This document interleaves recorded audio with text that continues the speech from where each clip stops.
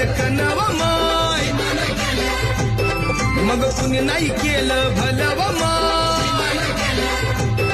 अग दिल्लीचं दालन फुलव माय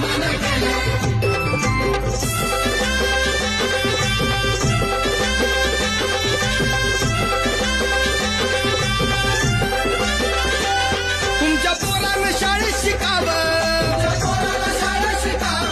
आशाला जारीला मुकावं